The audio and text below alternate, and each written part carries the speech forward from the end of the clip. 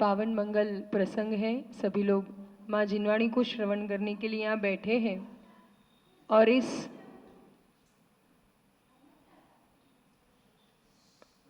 सम्यक दर्शन के जो 8 अंक पर सभी लोग आचार्य पूज्य आरिका मासी सुजड़मती माता जी के मंगलमय प्रवचन सुन रहे हैं कि जीवन में समकित की सम्यक की कैसी महिमा होती है। इस मिथ्यात्व के अंधकार में जो यह जीव सम्यक दर्शन का प्रकाश पाने के लिए लालायित है, वह अग्रसर है, उसके लिए समकित की महिमा समझाते हुए कहते हैं,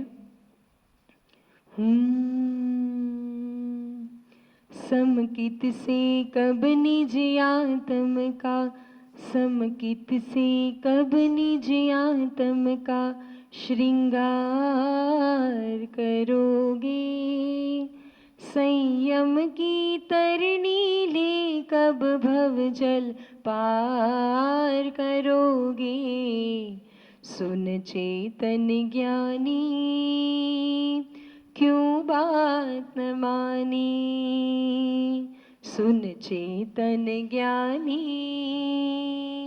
क्यों बात न मानी, समकित से कब निज आत्म का श्रृंगार करोगे, संयम की तरणी ले कब भव जल पार करोगे, सुन चेतन ज्ञानी क्यों बात न मानी, सुन चेतन ज्ञानी क्यों बात न मानी,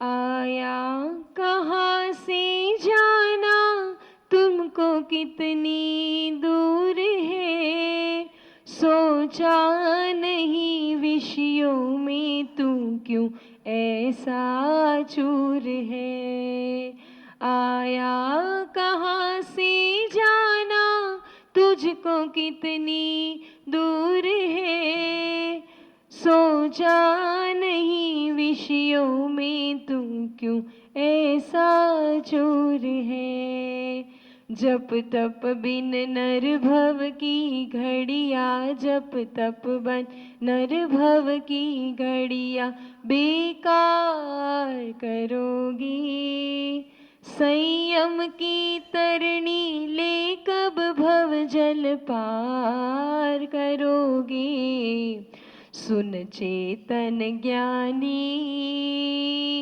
तू तज नादानी, सुन चेतन ज्ञानी तू तज नादानी, लगते हैं तुझको भोग की साधन जो सुहानी, लुटवाता है इन गलियों में सद्गुण के खजाने, लगते हैं तुझको भोग की साधन जो सुहानी, लुटवाता है इन गलियों में सद्गुण के खजाने, ऐसी गलती जीवन में, ऐसी गलती जीवन में कितनी बार करोगे,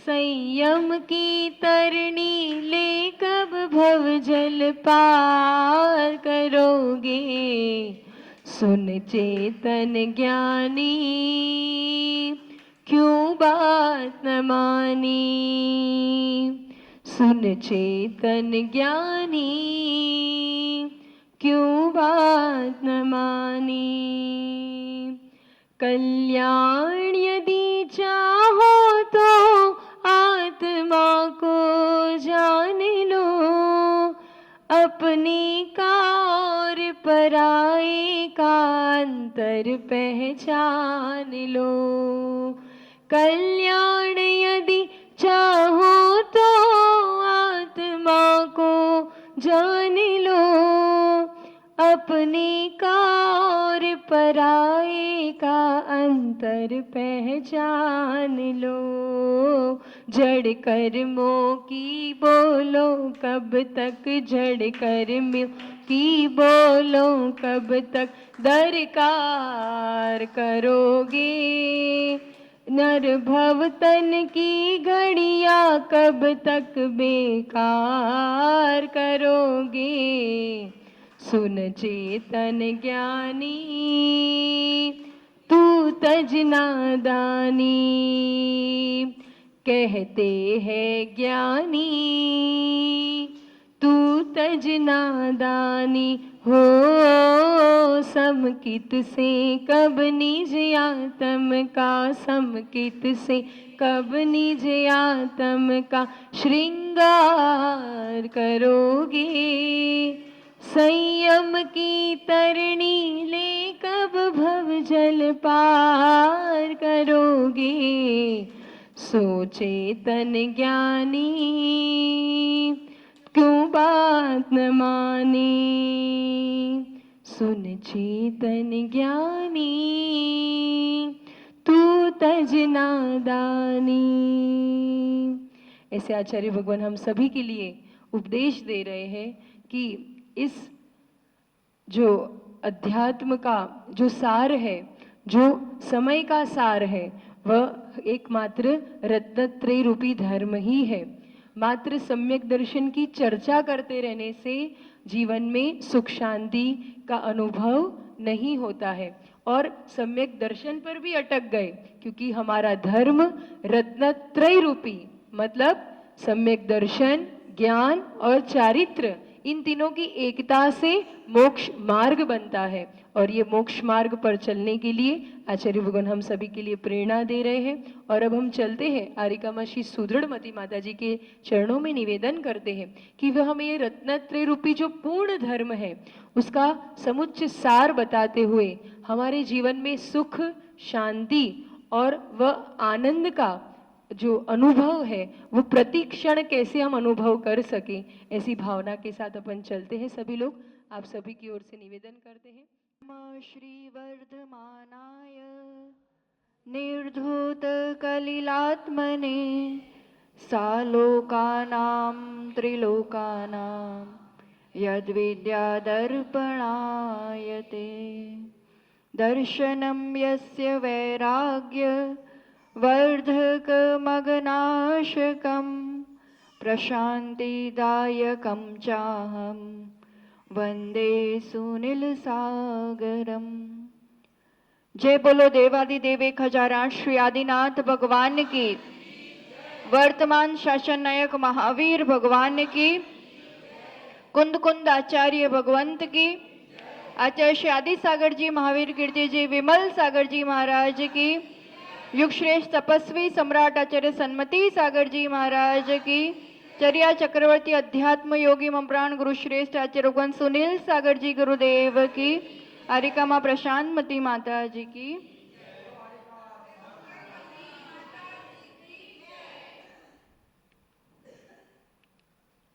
ऐसा भीषण गर्मी का समय और मुनि संघ प्रतिदिन 30-35 किलोमीटर का विहार कर शिखर जी, सम्य शिखर जी की ओर वंदना के लिए जा रहा है। शिखर जी पहुंचा संघ सभी साधुओं ने मिलके आचार्य परमेष्ठी की अगवानी की और वहां जिनालय में अब संध्या का समय हुआ तो सभी अपने अपने स्थान पर सामायिक के लिए बैठे। गुरुदेव वहां मानसस्तंभ के पास जो छोटी सी ऐसे पारी जैसा होता है ना, मानसस्तंभ के आगे, बस वही अपना आसन लगा के बैठ गए और सभी साधु छत पे संघ जो पूरा था वो सामायिक में लीन हुआ। सामायिक के बाद उस संघ के छोटे मुनिवर जिनकी अभी अभी दीक्षा हुई है, उनकी एक अच्छी आदत थी कि गुरुदेव की वैयावृत्ति करना, उसके बाद ही विश्राम करना। तो वो पास में ही था स्थान, तो वो गए कि गुरुदेव कहाँ बैठे हैं, और देखते हुए आगे बढ़ रहे हैं। सामने की तरफ मानसस्तंभ है, आगे गुरुदेव बैठे हैं और वो इधर से देख रहे हैं कि मैं वहां पहुंचूं। पीछे से मार्जन करते हुए आगे बढ़ रहे हैं और अचानक नजर पड़ती है कि ओ, ये गुरुदेव ऐसे बैठे हैं और ऐसे किसने उपसर्ग कर दिया या क्या बात हो गई। ऐसा नजर आ रहा है जैसे किसी ने कोई जाली वाला कपड़ा उनके ऊपर रख दिया हो। मुनिवर थोड़ी देर के लिए तो विकल्प में कि भाई बात क्या है, और वो झट से आगे पास में पहुंचे और पास में पहुंच करके देखा तो वो निश्चल स्थिर ध्यान की मुद्रा में बैठे गुरुवर, और वो कोई जाली वाला कपड़ा नहीं था, पूरे तन पर इतने मच्छर बैठे हुए थे कि दूर से लग रहा था कि जैसे काली जाली लगाई हो। ये उस चौथे काल की बात नहीं है, इसी पंचम काल में यही कुछ 20 साल पहले की घटना। युग श्रेष्ठ तपस्वी सम्राट गुरुदेव जो ऐसे परिचय जय, आप कल्पना कर सकते हो उस वेद विज्ञान की, उस परिचय जय की, उस समता की। और मुनिवर और कोई नहीं, उनके शिष्य जो वर्तमान में आचार्य भगवान सुनील सागर जी गुरुदेव। ऐसी तो अनेक घटनाएं हैं। मुनि संघ ऐसे प्रातःकाल भक्ति वंदना के लिए विराजा हुआ है, सभी पाठ भक्ति कर रहे हैं। तपस्वी सम्राट गुरुदेव जो रात्रि भर भी विश्राम नहीं करते थे, जिन्होंने अपने जीवन में 10,000 से अधिक निर्जल उपास किए, अंतिम वर्षों में भी सिर्फ एकांतर से छाछ पानी और कुछ नहीं, चलता फिरता समय सार कह लो। और ऐसे तन को तो बिल्कुल खिलौना बना दिया था, अपने हित में अपने हिसाब से साधना लेते थे शरीर से। और वो तो रात्रि में अब 1:30-2 बजे से एक ही आसन में बैठे। सुबह उजाला हुआ तो मुनि संघ भी आचार्य वंदना के लिए पहुंचा, एक आसन से बैठे हैं और वहां आचार्य वंदना के लिए सब बैठे हैं। और आचार्य भगवान सुनील सागर जी गुरुदेव की दृष्टि पड़ी कि पूरी चींटियों की इतनी लंबी लाइन चल रही है। ओहो, ये कहां से आ रही है? और थोड़ा सा नजर किया तो इस तरफ से चींटियों की लाइन आ रही है। तपस्वी सम्राट गुरुदेव के पांव के अंगूठे में बहुत बड़ा घाव हुआ था, पूरा आर पार छेद था, इतना बड़ा घाव था। वो कभी कोई उपचार, कभी कोई औषध, कुछ नहीं कराते। चींटी वहां से जाके मांस का रूंदा नोच के फिर दूसरी तरफ से ऐसी पूरी लाइन बनी हुई है। कितने बजे से बैठे हैं, कितने बजे से ये दृश्य, ये घटना घट रही होगी, और फिर भी वो अपनी भक्ति में मस्त है। ये तो अभी के अभी 2010 का प्रसंग है, समाधि के पहले का। ऐसे महान गुरुओं का ये देश, जहां पंचम काल में भी, उसके अंत समय तक भी सच्चे देव शास्त्र गुरु देव तो साक्षात नहीं रहेंगे, पर उनकी वाणी रहेगी, और उनकी वाणी के साथ उनकी वाणी को जीने वाले मोक्ष मार्गी भी रहेंगे। और ये हम सबका सौभाग्य है कि भले चतुर्थ काल में जन्म नहीं हुआ है, पर फिर भी चतुर्थ काल के लिए जो जो चाहिए, एक सच्चे देव शास्त्र गुरु का समागम, एक जिन शासन की बुद्धि और समकित के साथ आत्मा को निर्मल करने का पुरुषार्थ। एक होय त्रोण काळ मां, एक होय त्रोण काळ मां, परमारथनो पंथ। ये परमार्थ का, शाश्वत सुख को पाने का मार्ग तो एक ही है तीनों काल में, ये कभी बदलने वाला नहीं है। बस वो समझ कौन ले और कौन चलना प्रारंभ कर दे। मार्ग तो मिल गया है, बस उस पे चलना प्रारंभ करना है। और जो अभी चल रहे हैं, उनकी संगति, उनकी आराधना, उनका बहुमान हमारे भीतर वो शक्ति उत्पन्न करता है, वो आस्था उत्पन्न करता है कि हम भी कर सकते हैं। और इस मार्ग की शुरुआत, चलने की शुरुआत समकित से होती है, सम्यक दर्शन से होती है। उसके बिना तो कितना ही कर लो, जो कुछ भी कर लो, वो भ्रमण कहलाता है, यात्रा प्रारंभ नहीं होती है। प्रथम सीढ़ी है। भ्रमण और यात्रा में अंतर समझ में आता है? भ्रमण में शू होय? ફર્યા કરે પણ એની કોઈ નિશ્ચિત મંજિલ નથી, લક્ષ્ય નથી, એને ખબર નથી ક્યાં જવાનું છે, શું કરવાનું, बस घूम रहा है। और यात्रा में क्या होता है? यात्रा किसे कहते हैं हम? जिसमें एक मंजिल है कि यहाँ पहुंचना है, उसका रास्ता पता है और हम उस रास्ते पर चलते हैं। मोक्ष मार्ग एक रास्ता, संसार सिर्फ परिभ्रमण। संसार मार्ग से मोक्ष मार्ग की यात्रा प्रारंभ होती है संकित से। सम्यक दर्शन आ काळમાં જ્યાં જન્મ તો મિથ્યાત્વની સાથે જ થયો છે, એમાં તો કોઈ शंकानी बात ज नहीं। भरत क्षेत्र में पंचम काल में जन्म हुआ है तो कहीं ना कहीं पूर्व भव में भी मिथ्यात्व के साथ आयु बंद किया, मिथ्यात्व के ही साथ मरण किया, मिथ्यात्व के ही साथ जन्म लिया। पर सम्यक दर्शन इस काल में हो सकता है कि नहीं हो सकता है? कहाँ कब हो सकता है? मंदिर में रहेंगे उतनी देर कि घर में भी हो सकता है? हाँ, आत्मा में होगा। तो आत्मा जहां जहां रहेगी वहां वहां हो सकता है। घर में रह के हो सकता है कि नहीं हो सकता है? अच्छा, कहीं भी हो सकता है। घर में हो सकता है तो अच्छा, अपन घर में ही अच्छे हैं, फिर घर छोड़ने की जरूरत ही नहीं है। पर शुरुआत तो कहीं ना कहीं जिन्होंने त्यागा भी है उनने शुरुआत तो घर से ही की है। घर में रह के, सबके बीच रह के भी वो अभ्यास जब तक पक्का नहीं होता है तब तक वो वैराग्य, कषायों की मंदता उतनी नहीं बढ़ती है, तब तक आगे का मार्ग भी प्रशस्त।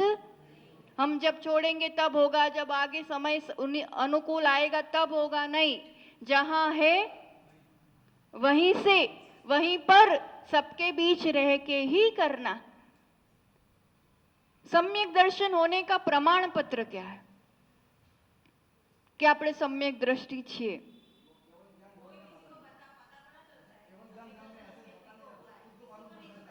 किसी को भी नहीं चलता है, केवल ज्ञान में तो चलता है। अपन भी अपना थोड़ा बहुत नहीं परीक्षण कर सकते? खुद का करे तो अब वो भी अपन दूसरों को ही जांचते रहे, पर दृष्टि रखे कि ये ऐसा कर रहा है मतलब नहीं है और ये ऐसा कर रहा है मतलब है। अगर दूसरों के लिए ज्ञान का उपयोग किया तब तक उस ज्ञान का होने का भी हमने लाभ नहीं उठाया। निरीक्षण किसका करना होगा? सम्यक दर्शन की पहली निशानी कि वो किस पर दृष्टि रखता है, किस पर रखता है? जो कुछ भी होता है उसके साथ मैं कौन हूं और मेरा क्या क्या है, ये बोध, ये जागृति, ये स्मरण प्रतिपल सोते बैठते उठते जागते खाते पीते उसे बना रहता है। और वो बना रहे। कौन छू? हूँ कोण छू, क्यांथी थयो, शू स्वरूप छे मारू खरू, कोना संबंधे वडगणा छे, राखू के ए परिहरू। कोण छू? कोण छू? पाक्कू? चलो એટલો પાક્કો નિર્ણય તો થઈ ગયો છે। જે દેખાય છે એ શું છે? जो दिख रहा है वो क्या है ये बताओ। पर में कौन सा द्रव्य? जो कुछ भी दिख रहा है वो क्या है? इन आंखों से दिखने वाला प्रत्येक द्रव्य पुद्गल है, क्योंकि पुद्गल ही दिख सकता है, उसमें ही मूर्तिकपना है और कुछ नहीं दिख सकता है। मतलब जो कुछ हम देख रहे हैं वो ठीक है और देखने वाला है वो, उसे देखने वाला है वो, जानने वाला है वो मैं। मतलब अगर इतना बोध पक्का हो गया है तो फिर अब गुस्सा आना, मान होना, किसी चीज की इच्छा होना, ये चीजें पाई जाएंगी उस जीव में। स्वभाव नहीं है, पर ये विभाव परिणति जब उसका निर्णय पक्का है तो उसमें पाया जाएगा।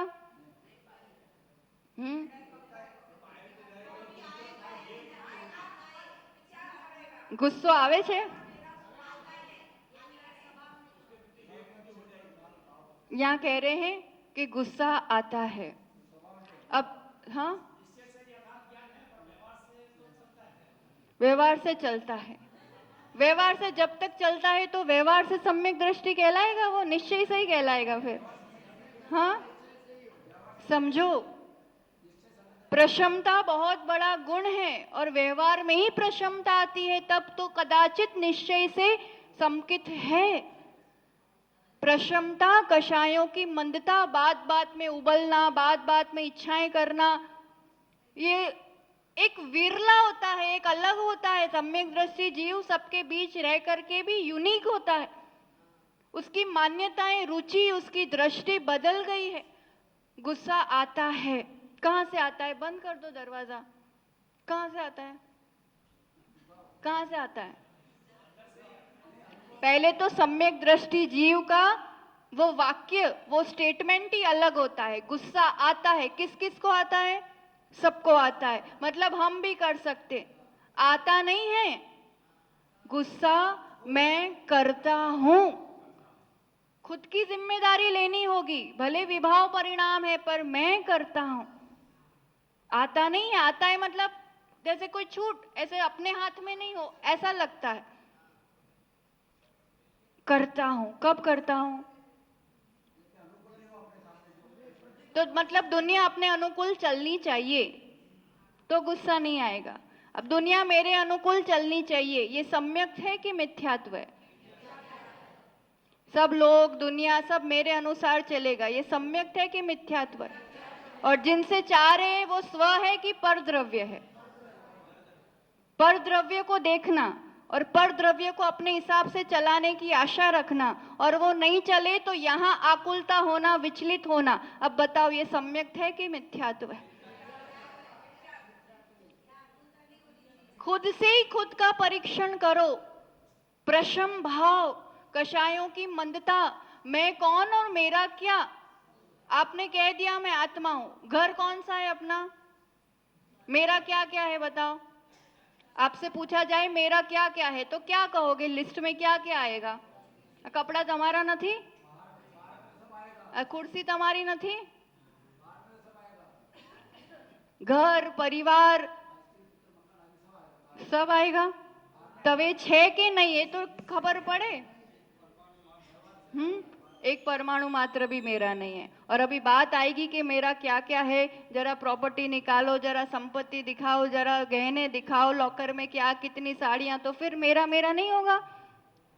समझने की जरूरत है। सीधी बात है, यहां से जाओगे तो जिस सोसाइटी में, जिस मकान में आपका नेम प्लेट है, आप वहीं जाकर के अंदर घुस के बैठने वाले।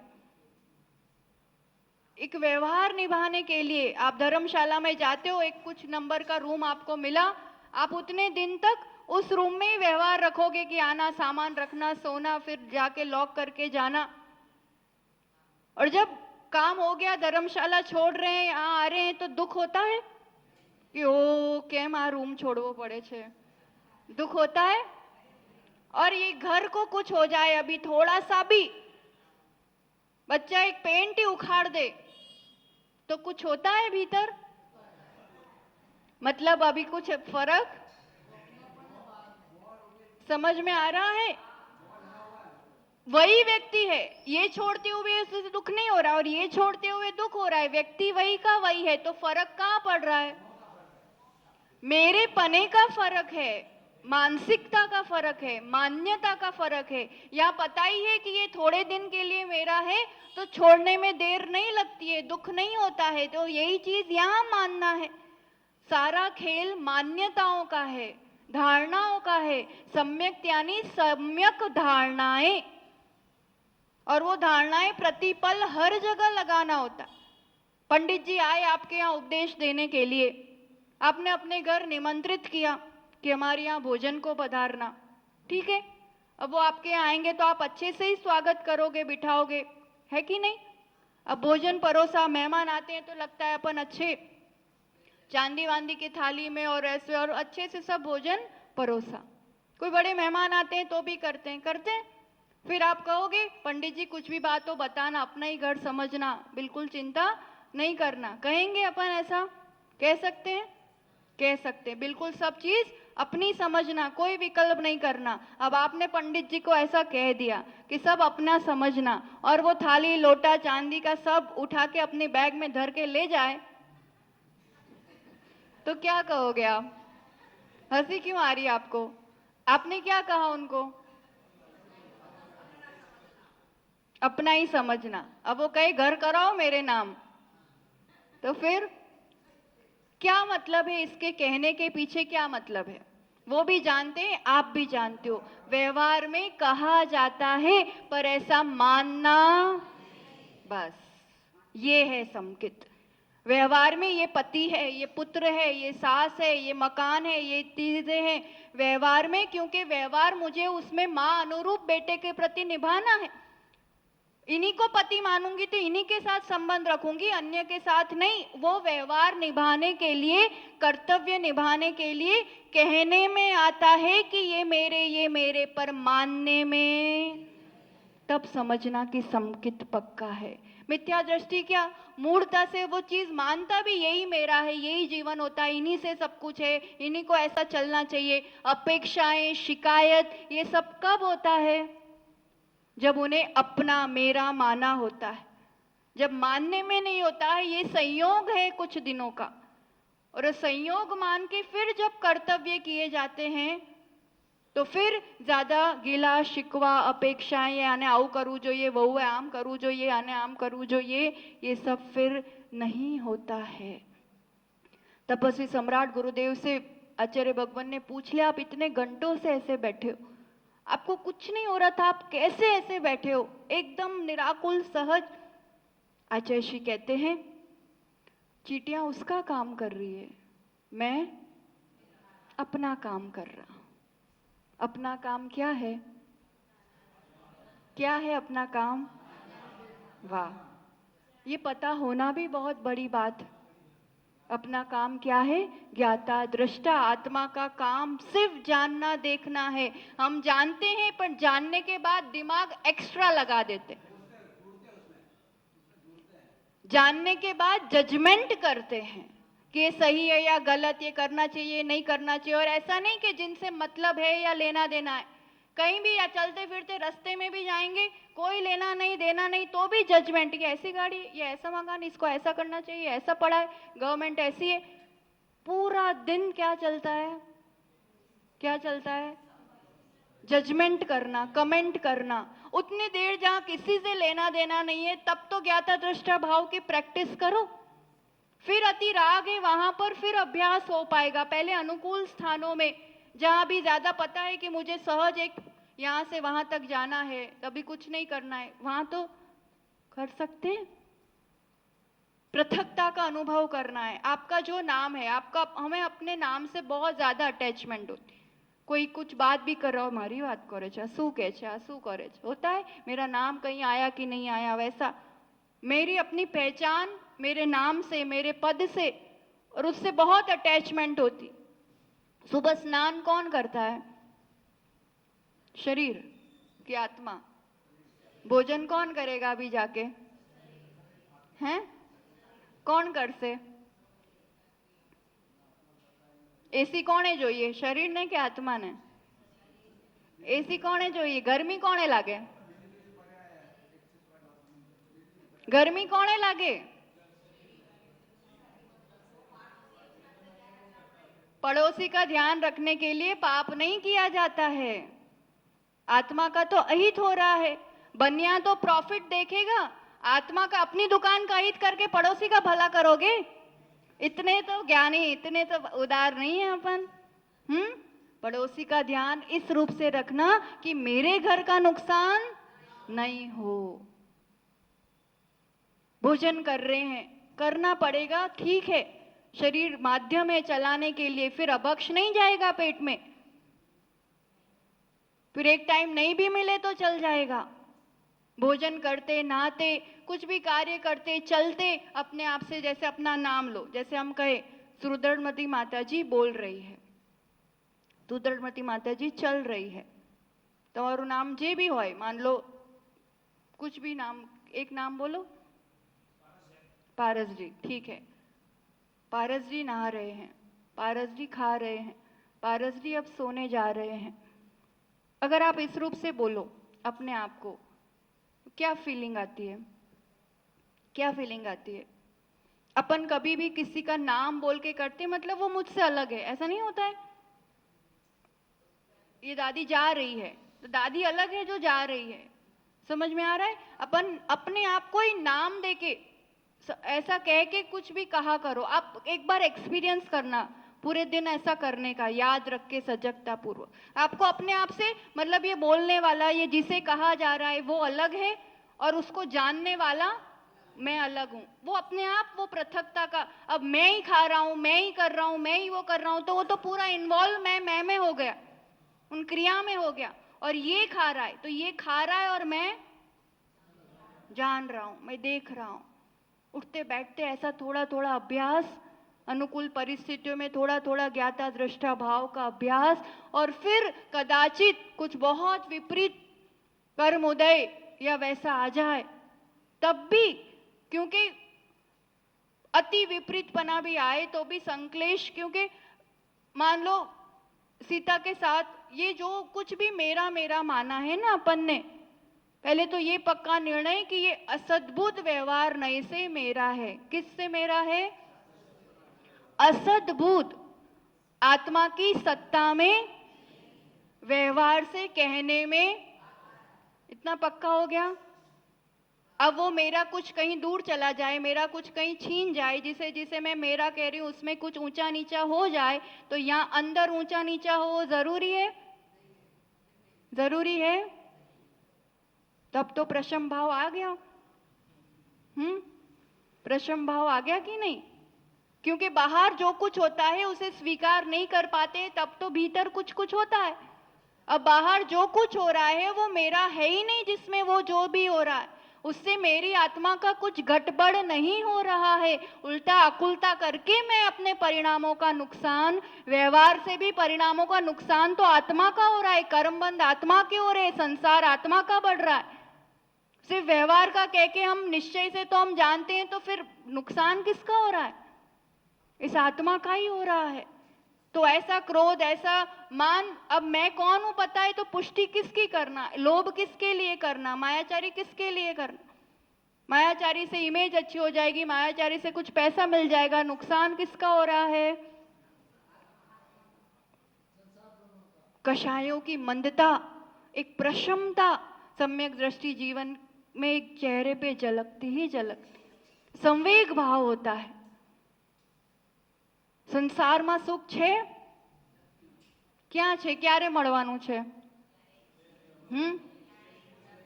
पक्का संसार में नहीं है कि है? ऐसी ऐसी नहीं, वैसी वैसी लाइफ होती तो होता, कभी तो आएगा ऐसा दिन जीवन में। नहीं,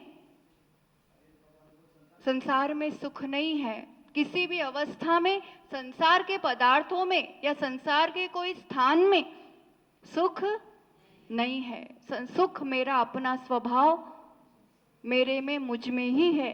जब ये पक्का निर्णय हो जाता है तो संसार से कोई इच्छा नहीं है, संसार में अब रहना नहीं है। संसार से उदासीनता, संवेग भाव अपने आप होगा, और धर्म के प्रति, धर्मात्माओं के प्रति उत्साह सहज होता ही होता है। भरत चक्रवर्ती अपने से तो ज्यादा बिजी होंगे कि कम बिजी होंगे? हैं? बताओ, ज्यादा बिजी होंगे कि उनके पास तो इतने नौकर चाकर थे? नहीं थे बिजी?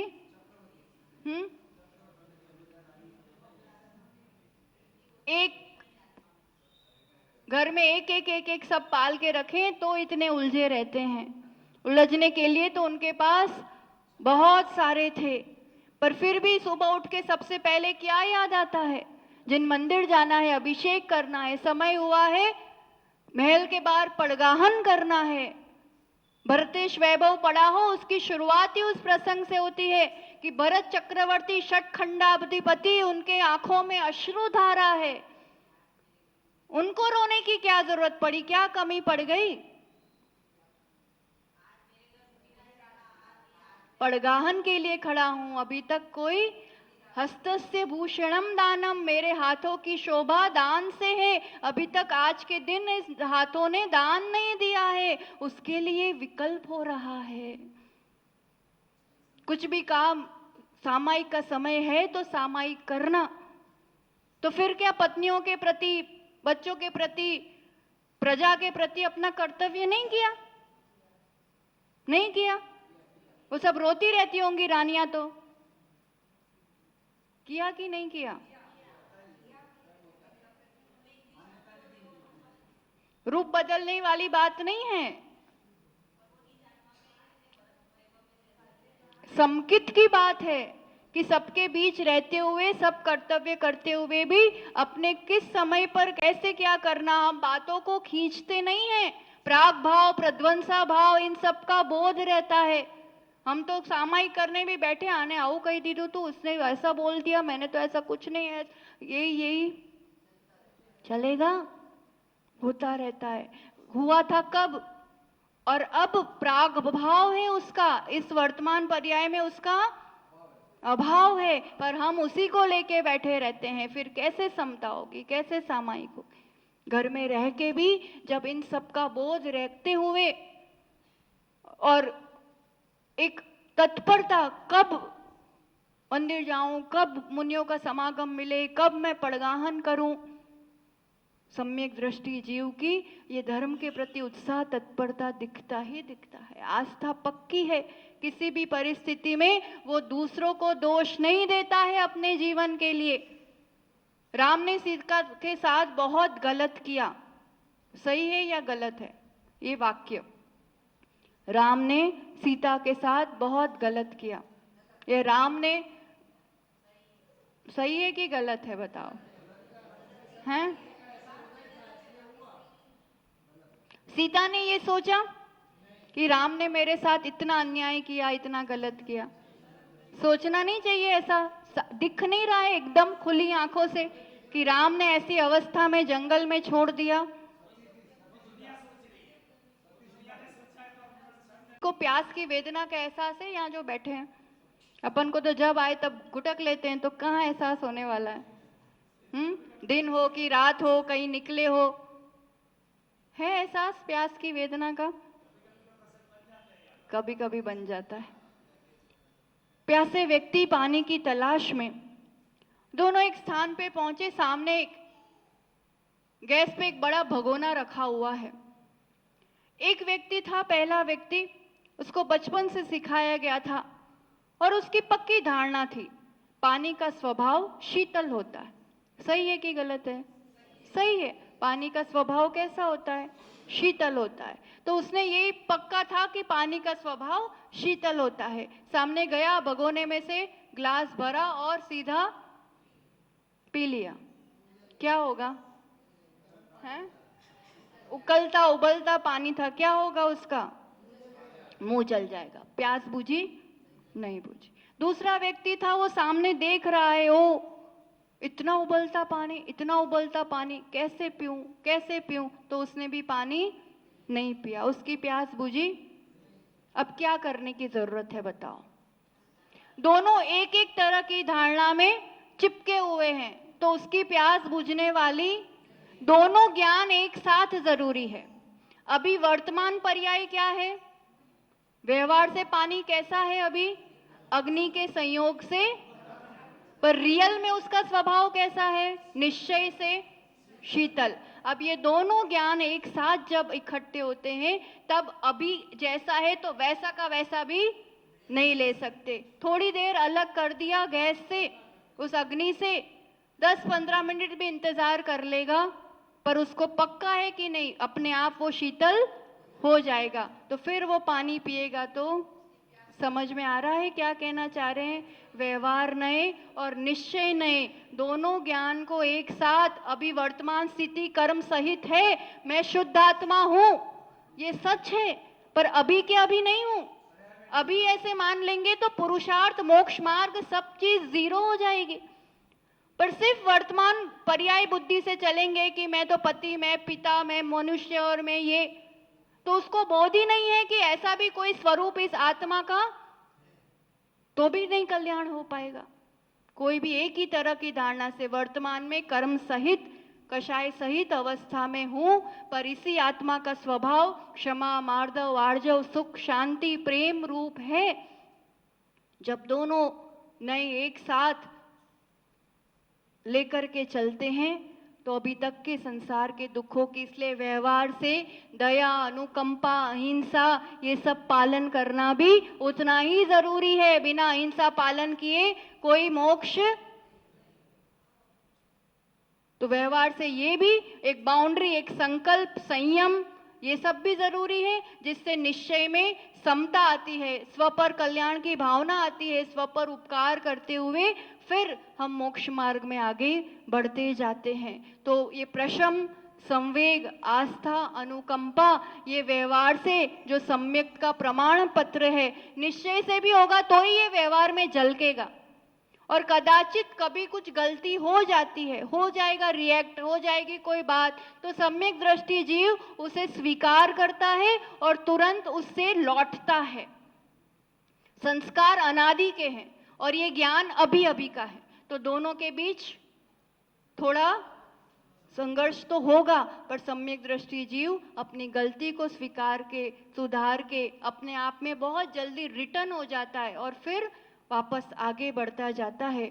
तो हम सभी को ये जो मार्ग, सम्यक की निर्मलता ही जीवन में ज्ञान की निर्मलता है, और उस ज्ञान की निर्मलता से ही चारित्र भी निश्चित रूप से जीवन में आता है। और इस रत्नत्रय से मुझे इस पर्याय में उत्तम समाधि मरण करना है, ये लक्ष्य, ये भावना निश्चित रूप से बना के रखना, तो अपना संसार बहुत अल्प हो जाएगा और निश्चित रूप से हम भी अनंतानंत सिद्धों के बीच जाकर के एक बार विराजमान हो जाएंगे। तो सबका लक्ष्य एक है, मार्ग एक है, सबकी अपनी शैली, सबका अपना तरीका, सबकी अपनी स्पीड है, पर सबको एक साथ लेकर के कि कुछ भी हो सब मोक्ष मार्गी है, सब एक मार्ग पे चलने वाले हैं। तो आपसी वात्सल्य के साथ, आपसी आत्मदृष्टि के साथ, सबका कल्याण हो, सब सुखी हो, इस तरह की भावनाओं के साथ